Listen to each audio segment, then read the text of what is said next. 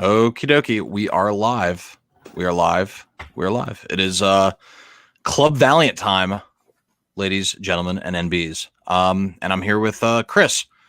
Today we're going to talk about X-O Manowar Volume 3, Planet Death by Robert Venditti. Is it Venditti or Venditti?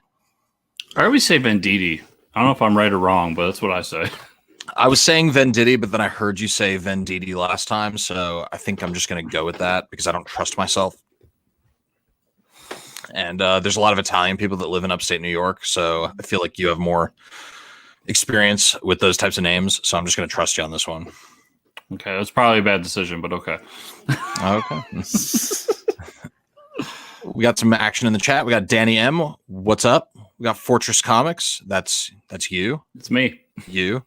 A-Port. What's up, A-Port? Station. What's popping? What's new with you, Chris?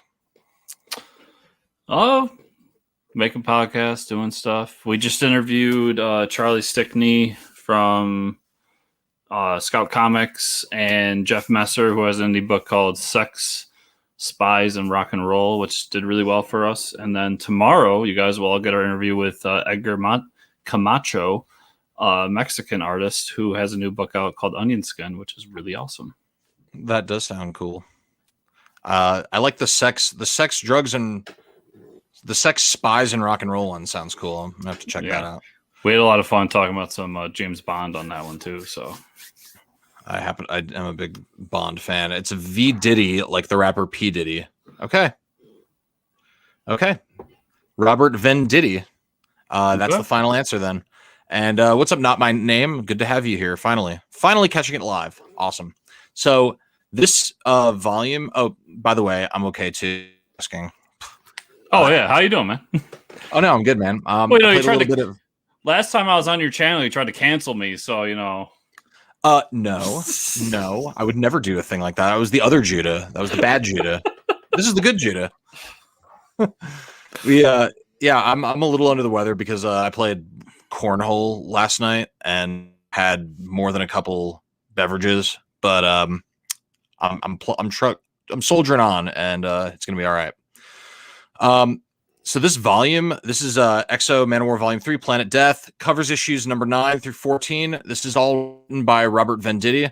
Art, so kind of two different art teams. For issues 9 through 10, we have Trevor Hairsine with colors from Brian Rebar. And then from 11 to 14, we have kind of the familiar team of Carrie Nord and Moose Bauman. Letters, again, we have two different letters. Dave Lamphere from 9 to 12, and then Dave Sharp from 13 to 14. And then this is all edited by Josh Johns and our buddy Warren Simons, who's also doing the Bad Idea stuff right now, and we had on our show a little while ago. Anyway, before we even get into these issues, let's just poison the well really quick. Give me, like, in the least amount of words, just a positive or negative reaction to this volume. My favorite volume so far. Wow. Favorite so far. You loved the first one. You liked the second one a lot, and you're saying that this one is the best. Yes. Okay. You know what? It's like one of those things I have to talk about it, and then at the end I'll kind of make up my mind. But I definitely liked this volume a lot. Definitely liked it. What's up, Galad? Oh, we got Galad Anipata, the Eternal Warrior, in here. That's what's up. So anyway, starting with issue 9. So this issue 9. So I included the subtitles of these issues. So like the first 2 issues are Prelude Part 1, Prelude Part 2, and then the last 4 issues of the volume are actually the Planet Death storyline, which I do want to hear your opinion on why it's called Planet Death. We'll get into that later. But issue 9. So starts off, we're aboard the Vine invasion fleet. Admiral Xylem is torturing Gofty, who is one of Eric's surviving Visigoth friends. He's torturing him for information about Arik. He's interrupted by this who I've been reading all those comics. I still don't know his name. I'm just going to call him Priest. But basically, he warns this dude to rescind his orders to Commander Trill to invade the Earth and destroy the X-O Manowar armor. Xylem instead all the Vine priests back to Loam. So now we're in New York City, and after conversing with Alexander, Arik dons his armor and is mentally transported to the Vine Collective, which nobody knew that he could do. So kind of a surprise way. Inside the Collective, he has what I would describe as like a WWF style confrontation with Xylem and Trill, where he vows to fuck them up. You know what I mean? When I say WWF style, he's like, I'm gonna kick your ass. Super next fun. Next week on Raw, I'm gonna take you down. Exactly. Yeah. So moments after Eric leaves the collective, the Vanguard attack from the Vine commences with like a Vine strike team. So they're sending in just a couple dudes first. Arik races to meet them midair, and a battle ensues. He defeats some of them using his Shannara energy sword, which I greatly enjoyed. But in the next moment, he's kind of taken off guard because he's shown his old comrade Gofty, who he believed to be dead, and this dude is being held hostage by Trill, I think. Anyway, so that's issue 1. What did you think about this first? That's issue number 9, but it's the first issue of this trade. What did you think about that issue? I really enjoyed it. When they first introduced Gofty in the torture scene, like it did what it was meant to do. It got me very angry, and I loved how they really are setting up that commander to be just the big bad and be the guy that you're supposed to hate and you want to see him go down. And then it was from there, it was just a lot of action, almost an Iron Man-esque fight sequence in the air with other soldiers in similar armor from the Vine. And then I thought it ended on a perfect cliffhanger. Yeah, really good issue. I honestly can't get enough of Arik with the energy sword. Like, it's cooler than a lightsaber. It's like, I think, I don't know if they've mentioned this in any of the books so far. I think they mentioned this eventually, so sorry, like mild spoiler, but the energy sword, like, that's not just like a natural thing that the armor does. It's what the armor does when he wears it, because that's the weapon that he's used to as like a Visigoth warrior. So like, it's like a construct based on like his fighting style, which I think is kind of dope. Yeah, which is a cool idea, especially like him being from the era of battling, like, let's all stand in line and then walk to each other until we just decide to kill each other. And having the sword and him having like a new, like, futuristic version of that to go along with his style is a perfect encapsulation of the character. Absolutely. And it definitely like also kind of has his Leroy Jenkins. It like fits his Leroy Jenkins persona of like, just like you said, diving head first in. I like the shock and awe of the Vine, like when they realize that he's in the collective. Yeah. They're like, holy fuck, you're not supposed to be here. And then they just run like a bunch of wusses. Yeah. And it also adds to the mystery behind everything, where like he still doesn't have full control over the armor and what it can do. And this is one of those moments where it's like he learned a new skill and he can go into the Vine collective and kind of fuck with things. And it scares them even further to be like, he's gotten further than we thought he could. And now we need to take care of this now. Mm-hmm. Yeah, for sure. So Alphaport is saying, so by the way, what's up, Robo?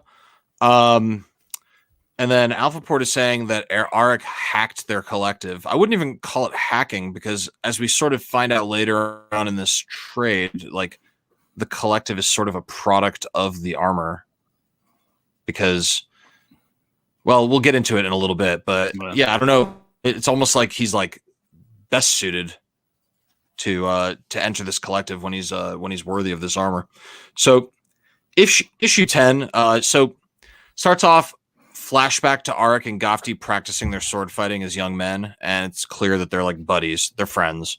But anyway, flash forward to the present, Trill gives Arik an ultimatum: give up the armor or Gofty dies. So Arik complies, and then Trill shoots Gofty, wounding him. Arik takes the armor back and instantly dons it for the showdown. Trill orders his entire Vine fleet to begin their attack. Arik beats the ever-living shit out of them. And then, or out of Trill, but he stops when he sees that Gofty is still alive. So he commands his armor to heal Gofty. So now Gofty is wearing the armor, leaving Arik vulnerable. Gofty then attacks Arik because he blames Arik for his suffering at the hands of the Vine, and he's also resentful for all the times that Arik acted brashly, charging into combat without regard for casualties. And even like he's blaming Arik for they were ever captured by the Vine in the first place back in 402 AD, because he just decided to attack these fucking without any backup or anything. So Arik, who might be an angry human but is still a human, he's racked with guilt, and he decides to submit to Gofti's rage. He's like, he does the whole like, kill me and I'll finally be at peace, like kind of thing. Which, by the way, that always like makes the person who wants to kill you feel more bad for you than anything else. But anyway, they make up pretty quickly. But then as they're making up, they realize that the Vine fleet is inbound. So Gafty, still wearing the armor, blasts up to the Vine fleet and absorbs all of its power, basically sacrificing himself in the process. So he dies. He absorbs the entire fleet's energy, basically crushes the fleet somehow. And then Arik is reunited with the armor. And he goes and he commandeers Trill's ship and heads for the stars, leaving a frantic and confused Alexander. So, by the way, before we even talk about it, Apor, I know which issue you're talking about. It's the one where they talk about like the young girl who first came to Loam because she had some kind of disease, and they created the armor out of a combination of like those vine trees to like cure her or something.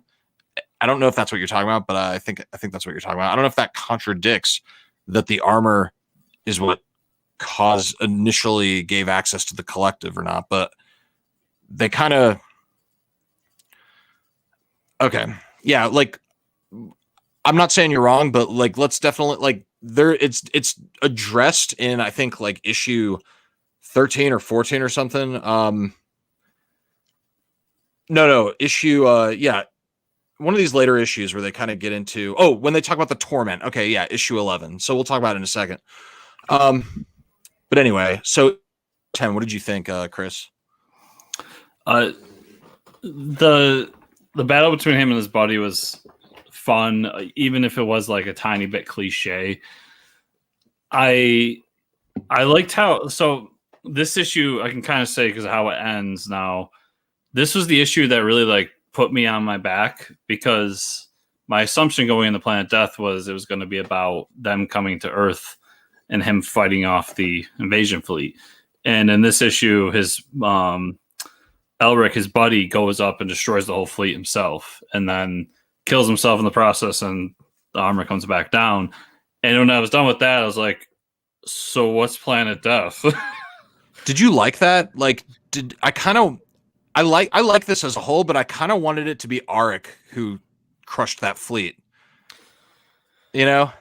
I would say I agree. I wish it was Arik that crushed the fleet. Like, that as a whole wasn't the best in my opinion, but what I loved all around about the issue was that it subverted my expectation by, you go into this thinking the fleet's coming to Earth, they're going to destroy Earth, and that's what Planet Death is we got to deal with the fleet coming to Earth, and it's all taken care of in this one issue. Right. And it's not even Arik that really does it. And it creates a new expectation for me of like, what is this? I don't really want to call it an event, but like story arc. Kind of like what G was talking about in the second trade, the Enter Ninjak trade, about how every time you think every time you think you have this story pinned down, it's like a curveball that completely changes the course of the story. And it's like, it's not a predictable storyline by any means. Yeah. And I think this more than anything we've read has done that, because the prelude to Planet Death is what you expected Planet Death to be, or at least what I expected it to be. We were kind of expecting a very climactic battle, but it was more of just like an instant slay of this invasion fleet. Yes. Yeah. I kind of one of my favorite things about this issue, and one of the things that I think we needed, was the humanization of Arik, because up until this point, he's a rage monster. You know what I mean? He's just enraged, and rightfully so. But like, he's just 100% warrior mode, like wanting to crush his enemies, and then it's there's a bottomless pit of revenge, and he almost starts to seem a little bit almost like selfish until you add Gofty to the mix, and then you realize that it's not about vengeance for himself. It's about vengeance for his people. And when confronted with his people, you realize that that's what matters the most to him. Like, he would have laid down his life because he felt like he let Gofty down, and definitely humanized him a lot. Well, and to kind of add to that point, he's looking for revenge for his people, and up until this point, he's under. Or I don't want to go too far ahead, but like this is the first time that he's introduced to one of his people, especially someone he's so directly connected to that's still alive. And I could see where in his head he's just like, I'm the only one left. It's just me, and that's not entirely true because of this event and what we find out in later issues. Yeah, definitely. And especially with the later issues. And speaking of the later issues, so this is kind of addressing. This is why I said what I said. A port, by the way. So I can break it out. We can like discuss it, but these events of issue number 11, this flashback sequence. So like the first part of the story is a flashback to Loam, which is the Vine homeworld, but this is like eons ago. And what we get is like this like Garden of Eden style paradise until the advanced race of cosmic beings called the Torment, which we will see again much later. I think. Sorry, I'll stop doing that. Anyway, the Torment. So the Torment show up. They enslaved and consumed the Vine. And everything seemed lost until this wanderer came across this Hara vine from which grew an orb. And that orb was Shannara, the X-O Manowar armor. So he like he's the first worthy person. He dons this armor, uses it to defeat the Torment. But because the armor that saved them came from a vine, that's why the race of aliens is called the Vine. I thought that was kind of cute. But anyway, Shannara taught the Vine how to access the gatherings. So this is the part, and like, man, I'm not crazy. I promise you, I'm not crazy. Like, right here, this whole flash. So Shannara guided us. This is like the third page of issue 11. Shannara guided us. It taught us to access the gatherings, a spiritual plane where our minds could meet to share knowledge and memories. So, I mean, maybe they retcon that away, but that's quite literally what it says, that Shannara taught them to access the gatherings. But anyway, this sparked a new era of Vine prosperity, and now we flash forward. This history lesson is being delivered by a Vine priest on Loam at the base of the Hara Vine from the story. Their most sacred place. This is like their western wall. Anyway, the sermon is interrupted by an enraged Arik, this part, who goes on a killing spree. He's met by the Vine military. The priest attempts to stop the violence from both sides, and his attempt is in vain because the Vine ships continue their attack, only to be obliterated by Arik. So Eric confronts the priest and swears to destroy Loam, but the priest reveals to him that would be a really bad idea because his lost Visigoth people continue to exist as slaves on Loam. That's crazy. That's crazy. Anyway, what a revelation. Did that blow your mind?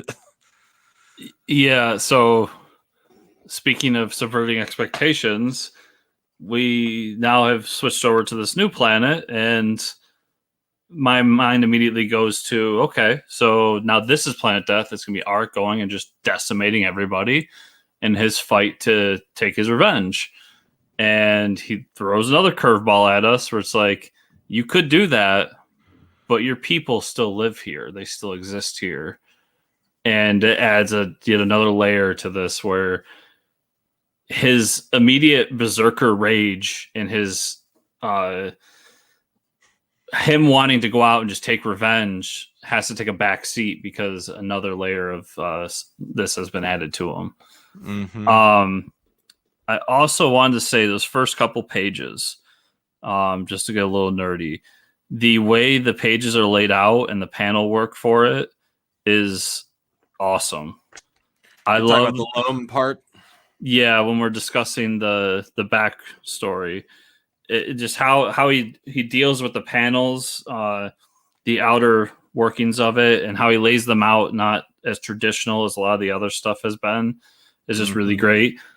Also, that story made me hate the Vine even more because you would think that if you were being enslaved by these people, you wouldn't be enough of a dick to then do it to somebody else. Right. But lo and behold, they don't. But you also got to think eons have passed. They're not the same people. You know what I mean? Like, think about what eons ago means for us. Eons ago for us is like an unfathomable time. Like, talk about 2,000 years ago is like time of Jesus. Like, nobody even knows like if that stuff happened, or if that you know what I mean? Like, it's like go back 4,000 years, and it's like we have this vague, like, imagine a lesson being passed on that long. It just wouldn't, you know? Yeah, I can be with you on that, but at the same time, I kind of connect it to bring it to our world of like it would be like the Jewish people have been taught this history of their religion and their culture throughout the however long it's been, and it basically begins with Egypt being enslaved to create the pyramids and all this shit, and it'd be like them now today being like, yeah, we'll just enslave a bunch of people, and politics aside, I'm just like, it would. That's where I find it weird. If you were passed down these stories, like the Jewish people in our world have, and then your decision is like, let's go out and enslave a bunch of people. Like, it seems like an extra layer of you're an asshole. Right. Yeah. No, makes sense. Yeah. The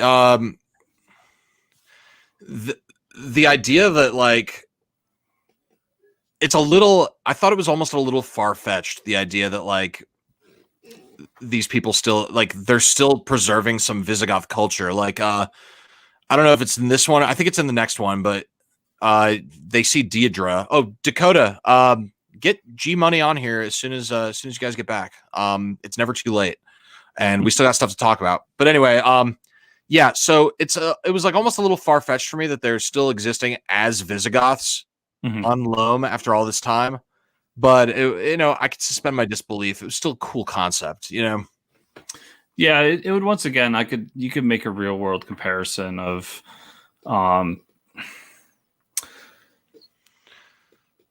there is stories of like slaves in America who took their culture and kept it like without people knowing, through the generations. Even though they were enslaved and put through these terrible things, they wouldn't be as open as these people are. But there's definitely a real world correlation to that. Yeah. Example. Yeah. So I could see that. I don't think you would have a slave in America having like the crust of their family over them, because that would probably have been taken away and burned, or right. It would have been more in like in secret in a corner and their quote unquote living facilities. But yeah. I mean, it's cool. It's cool storytelling either way. So it's like, I try not to think too hard about it. I'm still not 100% on how this time lapse shit works. Do you know what I mean? Like why aren't thousands of years passing on Earth again? You know what I mean? But, whatever. I think maybe they'll get into that more later. But it's a little confusing. I think he is a little fast and loose with that. I could be wrong. Did they even mention like light speed or anything when he goes to Visigoth, or not Visigoth? This new planet. He takes a ship and he uses the armor to make the ship like warp speed or whatever to get to Loam. And I guess somehow he's able to map his way to Loam because of whatever avionics systems are on board the ship. I don't know. I'm helping the story out right now, trying to figure out the nitty gritty on it. But visually, it seems like they're hinting that he goes the through armor light interfaces. Speed. Yeah, well, the ship itself goes through light speed, which could. But yeah, it's being a little fast and loose, but I could see it. Yeah, true. But how much of a pain in the ass would it be if they kept that plot device going? So what are you gonna do? What's up, Aramis? So issue number 12, the ruling Vine Council on Loam. Shut up, Coco. The ruling Vine Council on Loam is discussing what to do about Arik's attack on their homeworld. Meanwhile, Arik is coming to terms with the realization that his people still exist, which is a big realization. Although many generations have passed for them. So the priest reveals to him that his armor is accepted as the god of the vine, something we already knew. Arik, with vengeance still in his heart, flies to engage the vine government. He ends up going into a trap, and he gets hit with an exceptional amount of firepower from the vine. Like, they're hitting him with, looks like surface-to-surface artillery, but a shitload of it. And it manages to actually incapacitate him. So he wakes up. He's being tended to by a beautiful Visigoth woman who bears a striking resemblance to his long deceased wife, Deirdre. He soon discovers that he's being treated in secret by the priest, and his followers believe he is some sort of sacred being. While this is happening, Vine Upper Command, who somehow has the armor, we have to dissect this. Somehow they have the armor, and they're planning their final genocide of the Visigoths. They believe Auric is still an abomination that must be destroyed. So they hit him with enough artillery that the armor came off. Huh? That's not even the part that bothers me. The part that bothers me is that this vine creature comes and saves him, and he sees Shahara floating there. It's like, oh my god, Shahara! I can't believe it's real. Yeah. And then he just drags Aric's body away. Like, is he not able to? Like, if he even touches Shahara, does it like fold onto his body, or can he like grab it and move it? And I don't know. If he can't, then how did the council, the government here, get a hold of it to begin? Like, how did they move it? Apparently, Shannara was damaged by the artillery, because they do mention that it's like healing itself. But is that what it does when it's damaged? What a great set of armor that just ditches the wearer when it's damaged, you know? Yeah. Yeah, I don't know. I thought that was a little bit of a contrivance. Not to be overly critical, because I really love this story, but the armor gets damaged, ditches Auric, and it's artillery. Like, he's literally like someone else wearing the armor just destroyed an entire fleet. He's gotten hit by a lot of shit, but somehow this artillery completely knocks him on his ass. I don't know about that. Yeah, it feels to me like a plot device to move the story forward. Like, it's one of those things where you hear like, oh, nobody will ask questions, but they, of course we're going to ask questions. We're nerds. And that's the feeling I get from it, is like, maybe Robert and the editors didn't think too much about this. We're just like, okay, like, this is how we separate the two so we can go on with the story.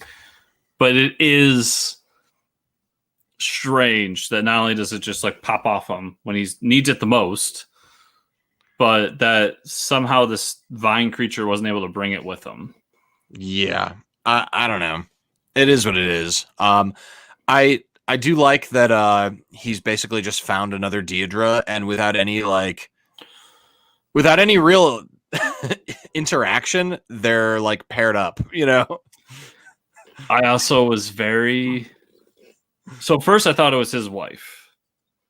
Because you were thinking like maybe no time had passed for them. Well, we just had his buddy come to Earth, and like, so maybe his wife came I don't know. And then it obviously is found out later, but like, that's obviously what they wanted me to think I would feel. And just the fact that we're in this, like, it was just this weird moment of just like, he's lying there and all you can really see is this woman's cleavage and nothing else, and she's like bathing him, and he's it was a strange moment, but it gets weirder in the next issue, because I felt like there was almost a connection here where we were going to get like a moment of good time fucking. Get some good time fucking. And it gets weirder in the next issue that went through my head. Yeah. Okay. I'll buy it. Yeah, it is what it is. I'm just glad he has someone, you know what I mean? Wait, was his wife blonde? I thought his wife was a redhead. It's over there. I want to go look because I'm not sure. Like, that in my mind, it was she was a redhead. If you have it on hand, take a look. But yeah, I don't know. I was just taking A-Port's word for it. But yeah, if you got it on hand.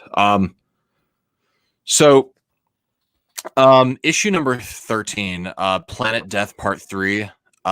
These last two issues are explosive, by the way. Fucking explosive. But anyway, so the Vine Council plots their genocide of the humans, the Visigoths. Afterward, they will continue their armor trials to find a suitable vine wearer for Shannara. So they're going back to what they were doing. That's what they want. Anyway, meanwhile, Auric is learning more about the priest's belief in the will of the armor. Sana, who seems to already have a thing I mean, how could you not? She shows him how many Visigoths die while enslaved in the vine. He sees like pyres of people burning. And this causes a PTSD-fueled flashback to 397 AD, where Auric is witnessing a funeral pyre similar to the ones in the present, caused by the Romans, undoubtedly. So he snaps back to reality. Anyway, back to the present, and he's filled with like a renewed sense of anger, as if he needed any more anger at those who subjugate Visigoths. At that moment, the Vine Horde arrives to end the Visigoth and an armorless Auric. Since Shannara rebuilt his arm, so this is an interesting thing, and I think it'll play big time in future stories, but because Shannara rebuilt his arm, Auric is able to use that arm that was built by Shannara, that has Shannara inside of it, to summon the main Shannara armor from where it's being kept by the Vine.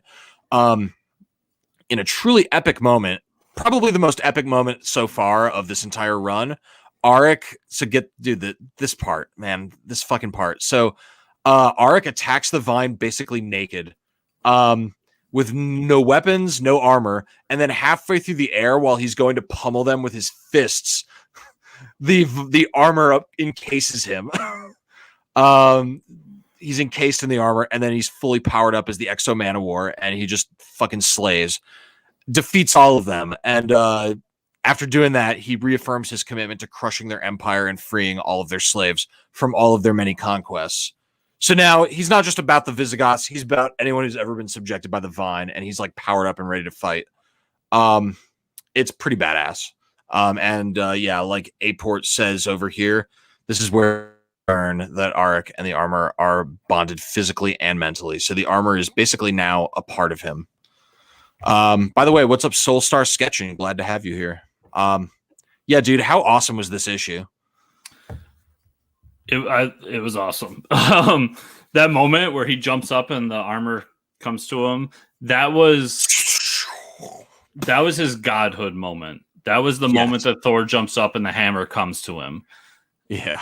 And that I thought was very important for the bond between them, as Aport just pointed out as well, that happened, and then it immediately go from it's on me to I'm just wrecking shit. If they ever make a movie out of this, that's the one scene that has to be in the movie. Yes. You know what I mean? Well, that's, like I said, that's his, I can't think of a better way to say it, but that's his ascendant to godhood. That's him getting that moment where it's just like, it's no longer just like he's fucking around with some hammer. He is the X-O Manowar. And that was the big transition in that moment for me. Yeah, it was pretty awesome. I'm trying to figure out what Danny's talking about with this splash page because I want to take a look at. Oh, it's got to be this one, right? Is it this one, Danny? Yes. Let's make this big. How dope! Like, how awesome is this? Insurmountable force coming, and then the very next page. Here it is, dude. Like, here he is taking that leap, like right here, right where this finger is, taking that leap. And then the very next page, this is my favorite part right here. The armor just completely engulfs him, and he's like full on X-O Manowar. It was pretty badass. Hey, we have a special visitor here. Looks like G-Money made it. Hello. 6 p.m. Eastern time. I was like, I'll have time to get home and I can like wash my hair so I'm like, I literally just got out of the car and ran inside. Okay, well, I'm glad you made it. So we just talked about issue 13, but let's take a pause. Just without any organization, just kind of blast out your thoughts and feelings up to this point so far. Okay, I had notes, but they're in my phone, and I don't know where my phone is. No. I liked this one for the most part. I had like one complaint, and it was like you made your second woman in the series, and she's the same woman. The same woman, and like, and I mean, we just take for granted. Well, it's the attractive woman, and she met him, so we're together. Like it fits the kind of story it is, so it's only like a half complaint. But I definitely like rolled my eyes at the introduction of that character, and you're like, oh, and she's gonna fall in love with him, and like she's instantly naked. But no, I liked this one because like I thought it got really philosophical. With like how far will you go for your beliefs? And at what point are you catering? Are you trying to make your beliefs fit what you want to do, or are you doing what fits your beliefs? Yeah. And it seems like the priest is like super committed to the spirit of the beliefs, regardless of whether they serve him or his immediate goals. And meanwhile, like you said, I keep forgetting these Vine people's names because they have Trill and that other dude. Yeah, they're like what, as long as it fits us in the universe, then it's cool, you know. As long as I don't lose my power, you know, I'm good with it. Yeah, for sure. That go for it, Chris. Oh, I was just gonna to what you were showing before. Hi, G-Money, by the way.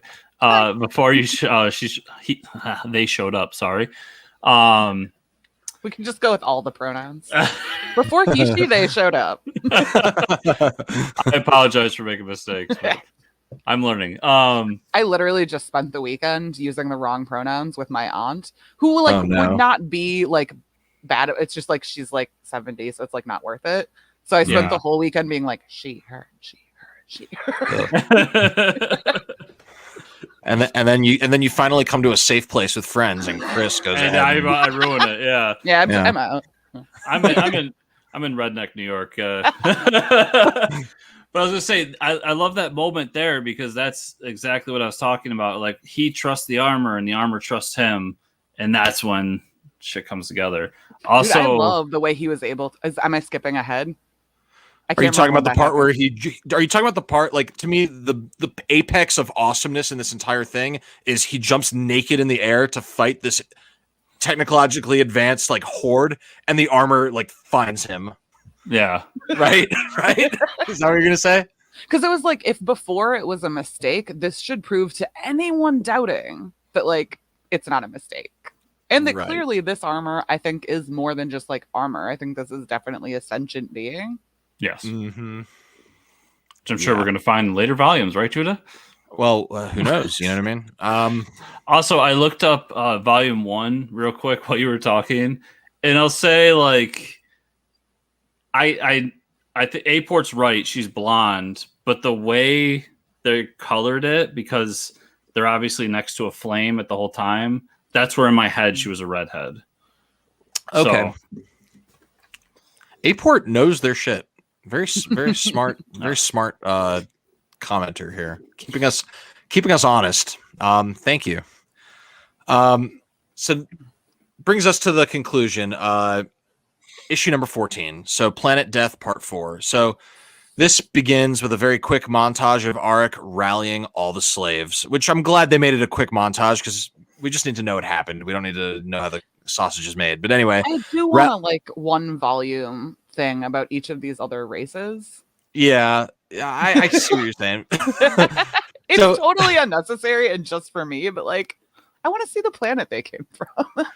It would be a cool anthology book, right? It would be a good, like, you know how they have the companion, like the X-O Manowar companion. Right. Here's all the parts of like learning all these.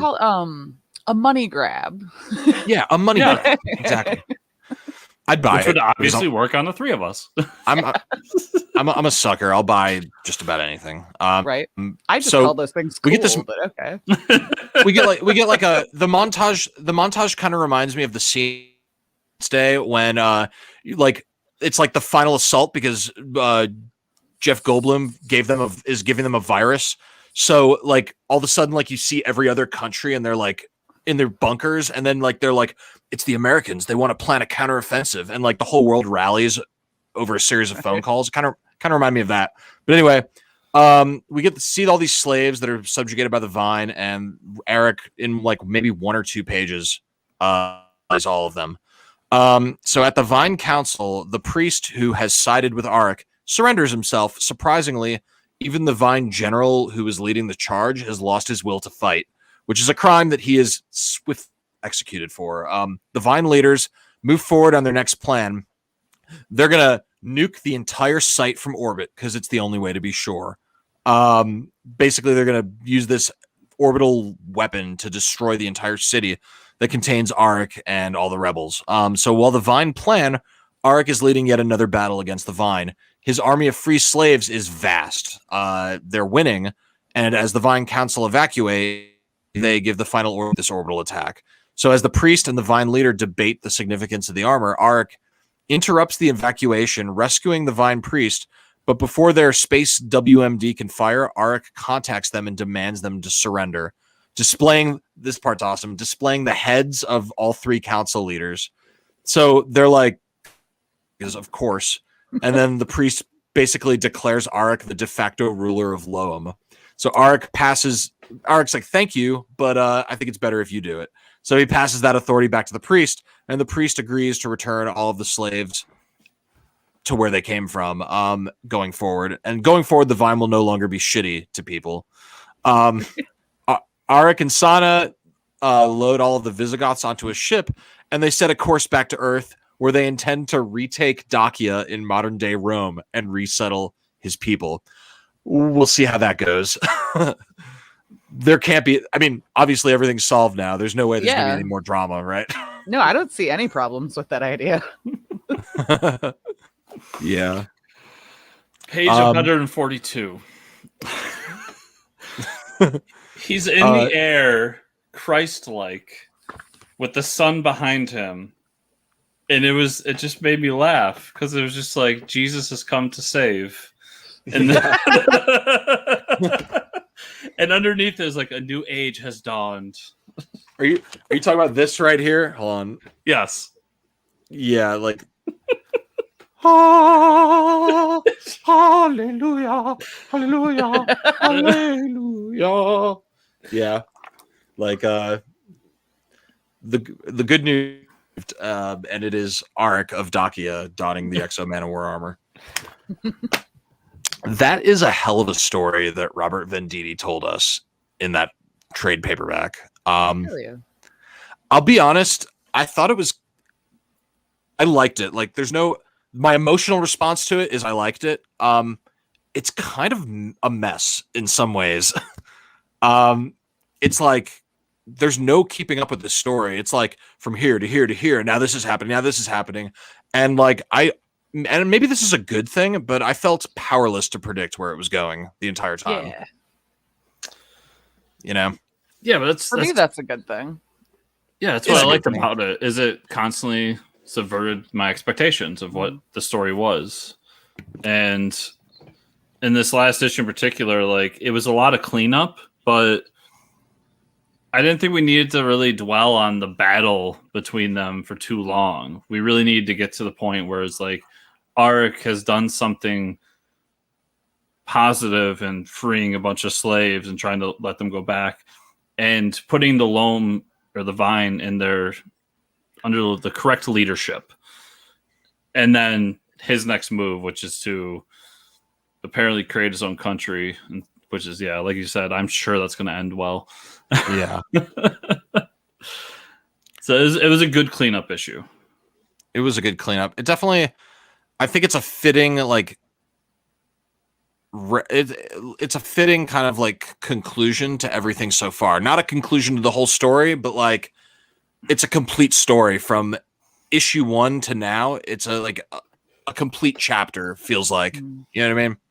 I also, we didn't talk about it when it popped up, but like the redhead that shows up naked has like the insignia on her back. And he finds it and he gets all mad about it. So obviously she is related to him in some way. Correct? Yeah. Yeah, that's I don't know. A cute cat you have there. She could she could be related to him. But then it seems like later in this issue, like they're not really holding hands, but she's being affectionate in some way. And I don't like it. They're definitely an item. Like but she's Visigoth, and she's at least part of the same tribe as him. She's of Dacia, So, like, I mean, we're all related, man. You know what I mean? It's just a matter of degrees. You know, I think if there's a couple thousands of generations, or maybe if there's enough generations separating them, then if she's like his long lost, like great, like 50 times removed niece, I guess they're willing to overlook that when they're horny enough. I don't know. Okay, I'm not, but as I said, I'm up in redneck New York right now. But if I can't figure out how we're related, it's fine. If I guess it depends too how far relate, like, because in my head it's like it's only been a generation or two. So in my head it's like his granddaughter, maybe. What were the Kennedys? Or no, the Roosevelts. They were definitely related in some way. But whatever they were is the appropriate amount. Chris, you have kids. So like if you were somehow put on ice for a couple, like 10 generations, then resuscitated, and you decided to like hit the dating, get back on Tinder or something, there's a heightened chance that someone that you date is at least in some way related to you, because based on that, I will not be dating after I get out of the ice. Yeah. I mean, a prehistoric person, if like they took if they froze someone from like prehistoric times and they came out now, they're related to like half of us, So, dude, it's true. Like all of us are probably related to Genghis Khan. Yeah, probably. That dude fucked. Did a lot of fucking. Yeah. I think we tied down where the world went wrong. Yeah. So, what do you want to see in the next volume? Like, what burning? Like, we're not getting back to X-O for a while. Like next week, we're getting into Harbinger. After that, we're getting into Bloodshot, and then we're doing the whole Harbinger Wars event, and then we got some Archer and Armstrong. It's gonna be a while before we return to X-O. So, like, what do you want to see next time we hang out with? If this is a spoiler, don't answer. But like, is the time we're spending with these other books, is time passing for that character, or are we jumping back in at the same point? Sort of. It's comics. You know how it goes. Like, yes. Yeah. Yes. The answer is yes. Well, yes and no. Well, Judah, in publication time, was the next issue of this coming out at the same time as Harbinger and Bloodshot? Oh, yeah. okay. Yeah. It is. You're not gonna see really any X-O during the Harbinger, the Bloodshot, the Harbinger Wars, the Archer and Armstrong, the Shadow Man. Like, we got a lot of books that aren't going to have much X-O, but eventually you're going to see kind of more interconnectivity when X-O comes back, because that's also around when Unity happens, which is the first big like team up. Unity is like the Avengers of Valiant. So yeah, eventually you're going to see like everyone together in more or less. But yeah, we're not going to be seeing X-O for a while. Okay. Yeah. And like Aport said, there is the Armor Hunter storyline, which is really awesome and definitely has a lot of crossing over. I'm assuming, I know it's not going to happen, but because I've been consistently wrong with what is going to happen, I want him and new Deirdre to like have united and be a Visigoth, Bonnie and Clyde just laying waste to the Italian countryside. Yeah. Yes. I don't know. It's. I don't think I'll put it this way. I wasn't able. I've finished the Venditti run and I wasn't able to predict any of the turns. Not that smart. Right. So maybe you guys will see this stuff coming. I don't know. I'll say what I would like to see based on the ending of this is we're going to get some of this at least. Is if he does go back and tries to create a new Visigoth, I want to see how that ripples not just across like the characters that we're going to come to meet in the coming weeks, but like the world in general. Like, how does taking this new land, making a new Visigoth nation affect the geopolitical landscape of the world, as well as the characters involved with the Valiant universe? That's what I would like to see. That sounded smart.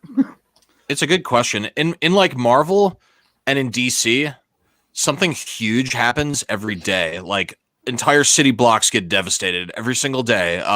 Aliens make their presence known like every single day. Like there's always something that would completely shake and rattle the world geopolitically happening on like every single arc, and people are just used to it. Like if you zoom in on a family in the DC or Marvel universe, they're very similar to like a family in real life. You know, I would say that Valiant is a little bit more conservative or more a little bit more withholding with their huge geopolitical events. They happen, but they're not treated as much like an everyday occurrence. They're treated with a lot more of the gravity you would expect from. Oh yeah, something so like that.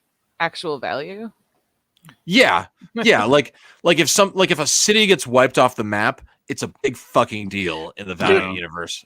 Two times in Marvel, I have shared things that are like, it's the death of this character, it's the death, and people are like, oh, whatever, okay, like, yeah, okay. Well, and that's the Valiant universe has been sold to me as like almost the anti-Marvel DC, where like like you said, these things matter more. So like I'm thinking to go back to a real world example, like if we go back to after World War II and the creation of Jerusalem and how that affects the world to just plop these people into a place and say this is the new world. Yeah, so like I would like to see how, and this is even more fantastical because it's not the real world, and we have this guy in this magic spacesuit that's going to kind of enforce everything. So that's why I'm saying I would like to see that kind of story and how that get explored in this universe. Yeah. And you will definitely see how it all plays out. And I think it'll be pretty cool. I want to point out this this variant cover. That's obviously a Walking Dead. Which one are you looking at? It is yeah, number 11 wraparound. It's obviously right here. It reminds me of The Walking Dead. I think it's 100. This thing right here? Yes. Yeah. That's pretty badass. Such a nice cover. I love it. Yeah. This cover art, I didn't really mention it when we started, but just these artists, some of my favorites actually. So we have Trevor Hairsine, who does a lot of the interiors, but then when we get to issue number 11, we got my boy Clayton Crane, who you might remember from Carnage and a bunch of other awesome comic books. Probably one of the most talented artists in comics, doing that cover for 55 for 11. See if we can take a look at it real quick. And then we also have Carrie Nord kind of pop up and do some cover art. Or no, we didn't. Carrie Nord didn't do any cover art, but we had some more Trevor Harsine, and then for issue number 14, Arturo Lazzi. And he made like a really imposing cover as well. But yeah, Valiant is not cheaping out on the artwork, that's for sure. Trying to find this. Yeah. This one. This is for 14. What the like holy shit, you right? Oh hey, that reminds me. I enjoyed that when the friend had the armor, that it was a different weapon for him. Yeah. I like just a little like, and it's not acknowledged, but like, oh. Did you like that he was the one who took out the fleet?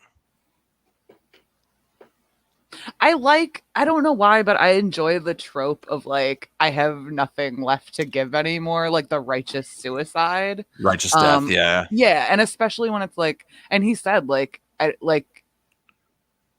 can't remember exactly what it was. I don't have my notes. But it was like, because of what they've done to me, like I'm never going to like get over that. So, you know, I'm gonna kill them all. Yeah. I respect that. See, I like now you're pointing it out, and I didn't say it earlier, but when the armor changes and he's wearing it, and it almost reminds me of like Venom to Agent Venom. Yeah. Like it kind of fits his personality a little bit more, or what we know of his personality. When it's like, yeah, this armor is more than just armor. Like there's a psychic thing happening. This is maybe a symbiote. He's nice and spiky here too. I think the connection to Venom is an astute observation. That is a good observation.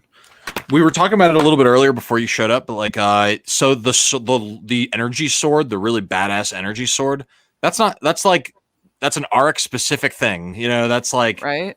because that's his weapon. He's a sword Yeah. dude. I want to know, like, I did not appreciate we have a term for men like you. They're called archers. As someone whose family is Welsh, I do not appreciate it. That's a skill too. But Is that like a thing? Is that a thing? What? Like, did they consider archers to be just like wimps back then? Was that like the perception or what? I mean, I know definitely Welsh people, as far as UK history, Welsh people were archers and they were considered like cowardly fighters. So, yeah, probably. It's because you could fight from a distance. That makes sense, because isn't that same kind of stereotype thrown onto snipers in modern battlefields? Yes. Yeah. I mean, I've never killed someone, but I feel like you should have to do it to their face. Isn't that where the middle finger comes from? I thought that was like back in the day, they would cut off people's middle finger so they couldn't shoot a bow. And so like when they saw like a British like knight or something, just to like in an act of defiance, they'd be like, "See, I still have it," or something like that. That sounds, I don't know. I feel like I heard that. Like accurate or like just completely made up. I don't know. It sounds like an internet fact. It is an internet fact. So yeah. So it's as canon as we want it to be. G. Head canon accepted. It's in my head canon. I hope Robo is still here. Good thing we don't got Robo here to talk about it. Right on. So any final shots on this? Anything? Any other thoughts, really feelings? Fucking excited to see what's next. I'll just bring up again that you wanted to talk about why it's called Planet Death. Why is it called Planet Death? Probably because of all the death. Yeah, but isn't anything with death Planet Death? Like everything happens on the planet. You have me here for these really insightful comments. It's just I guess, and I liked the story. I'm not really knocking the story, but like I guess my expectation of what Planet Death meant was a little bit different than what we saw. That's all. I think it was could mean lots of things. I think it was an ironic name, where it was more about Arik coming and freeing these people and bringing them back their lives. And to call it Planet Death was like, you know, calling a skinny guy fatso or whatever. You know. Danny, the art was awesome. So okay. Cool. What's up, Cosmic Campfire? Danny says we didn't talk much about the art. Which art team did you like more? Because we had a different art team for the first 2 issues of the trade than the last 4. I gotta say, I hope none of them are watching right now. I liked all the art, but my preference was definitely Carrie Nord and Moose Bauman. I just think it was just a little bit more kinetic and electric. I thought each team like really fit the story that was being told in the issue. I like Corey because he has more detail into his battle scenes. Like when we go back to the first volume that he did as well, and just the fact that like those big sprawling battle scenes are what we pointed out in that one, and in this one he does it again. But I liked it even more because there's a sci-fi element of different races, not just a bunch of people, humans standing in a row. But yeah, understandable. Yeah, I agree. I mean, I liked all of it. I think maybe I just like the later issues more. Maybe that's why I liked that art a little bit more. Yeah. Danny brought this up earlier. The flashback sequence, or when they're telling the mythology, I should say. Yeah. The coloring he's saying in these comments gets a little bit too bright, and he doesn't like it. I would say I disagree. Because I liked that it showed a difference between the planet past and present, and it also showed kind of a like what you were talking about, Judah, which was an Eden-esque planet at the time. Mm-hmm. Like it's a myth, though, so I think you're supposed to be seeing it like, you know, through the rose-tinted glasses, and like it's supposed to be better than anything we ever saw in mythology. Yeah, that's a good point too. Yeah. You're right, and it's an unreliable narrator. Like we're not seeing what happened. We're seeing what we're being told happened. during that scene, I remember writing down like how accurate, how literal is this? And I loved that then you get that general's perspective on the same story, and his is just like this is a pack of lies. Although the torment is kind of breezed by. Like we don't really focus on the torment, but What is that? I mean, they're like these incredibly advanced next level cosmic monstrosities. Like, Oh, see, like I took it as like this is like a symbol, you know? oh, Like the yeah. abstract concept of torment. Like Oh, we I got see. became too, maybe I'm looking at all of this through socialist glasses, and I'm like, capitalism ruined our planet. So you don't think we're ever going to see these beings again? Now I do. Now that you said I don't know. I'm just asking. Oh no, I thought they were like an analogy. Oh, yeah. Maybe you they should were. never play poker. Maybe they were. I don't know. I'm just asking. I don't know. Me and Chris kind of talked about this, but I really want to get your perspective on it. Did you think so? My perspective, as justified as his actions are on an emotional level, Arik has been a little bit of an asshole. Just like he's a being of pure anger and rage, and I thought that his sort of switch to like remorse, sorrow, and subservience when presented with Gofty, the guilt that he felt, I felt like that really humanized the fuck out of him. Someone needed to yell at him. And like people were like the human Vine tried to, but he had no legs to stand on. Mm-hmm. Yeah. So it's easy to dismiss him, and it's easy to dismiss Ninjak because like, well, you're a bounty hunter, so Mm-hmm. But this is guy his own your dude, friend, and he's a friend you left behind. Yeah. So yeah, like I loved that part. I was living for that because someone needed to read him to Phil. I love that too, and it got through to him. Like that's like he was like, oh my god, if I give you closure to kill me, then right. You know? That was so like I could feel the Klingon inside maybe like you have brought honor to your house. Mm-hmm. He needed that, and the character would get boring. The character would get boring if he never had those moments of like right. vulnerability. He'd be like an 80s cartoon character. Mm-hmm. Yeah. So that was pretty cool. And hopefully that type of character development or growth continues when we see him again. Sure hope so. Yeah, hopefully. So you next so in 2 weeks, let's nail down this time really quick. So not to anyone in particular, but just so it's the next episode is July 4th. Should we do July 4th? Do you think that's a bad time to do it? Do you think maybe we should skip a week just so that it's when everyone's around? I have literally no idea what I'm doing yet for 4th of July, but probably something. Yeah. So let's do a 3 week. I know it's kind of sucks, but in 3 weeks on July 11th. Well, wait. Judah, that's gonna mess your timeline for your shows. Yeah. Oh, is it? Oh, that's right, because of Delirium Hour. Let's say July 3rd. So Saturday. Does that work for you too? Yeah, same time. So. Yeah, same time Saturday, July 3rd. Yeah, I'm down with that. Okay, cool. As I say, everybody out there watching, remember this is also a podcast. Go on Apple iTunes, give it a rating, download it, do all that fun stuff, share it with your friends. Absolutely, and definitely check out Fortress of Comics News because it's a lot of fun.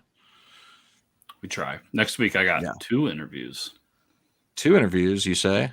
Oh, fancy. Well, awesome. Yeah, so we're doing Delirium Hour next week. It's going to be a lot of people. It's going to be like 6 people panelists dissecting Preludes and Nocturnes of the Sandman series. So we're going to be doing this monthly Delirium Hour. It's low maintenance. Once a month, we're going to talk about the whole Sandman series, trade by trade by trade. And everybody caught up for the show. We have Fred Van Lente tomorrow. It's going to be a pre-recorded interview, and then we also have Matt Kint coming up soon. We got Tom Brevoort. We're talking to Alex Packnadell again, and then we also have Robert Venditti, the writer of this X-O Manowar series. So we have a lot of Valiant people that we're going to be talking to, plus someone you might have heard of, Tom Brevoort, edited a fuck ton of Marvel comics. So that we got that to look forward to. And then on the 3rd, Saturday the 3rd, we're going to be taking a little break from X-O Manowar. We're going to be talking about Harbinger, Volume 1, Omega Rising. Yours is so shiny. I have a library copy with like matte stickers. You got to strip off the tape. Right. You got to strip off the tape. Yeah. Cool. And then I know G Money's probably too humble to bring it up, but they do WoW live streaming, and it's really fun. I desperately want someone to just come and ask me questions about that. You have no idea how hard I want to talk about the lore of World of Warcraft. Well, if you join our Discord and you catch G doing WoW, you will have your chance to pick G's brain about the lore of WoW. I know everyone cares about that. I mean, G, if I just show up and ask questions and then just like leave, is that cool? Because then you could talk about it. It's just I play WoW for about 4 hours in the morning. It's just my WoW time. So yeah, come hang out with me. Awesome. Cool. All right. Ladies, gentlemen, NBs, thank you so much for joining us. We're all gonna miss X-O Manowar, but hopefully we see him again soon. We're gonna be talking about Faith and Livewire and Peter Stanchek and Torque and Charlene. It's gonna Toyo Harada. It's gonna be a wild and crazy episode next week or in 2 weeks. I'm really excited to hear what Chris and G and hopefully Robo think about Harbinger. So it's gonna be a good time. Take care, everybody. Peace out. Sweet. Thank you.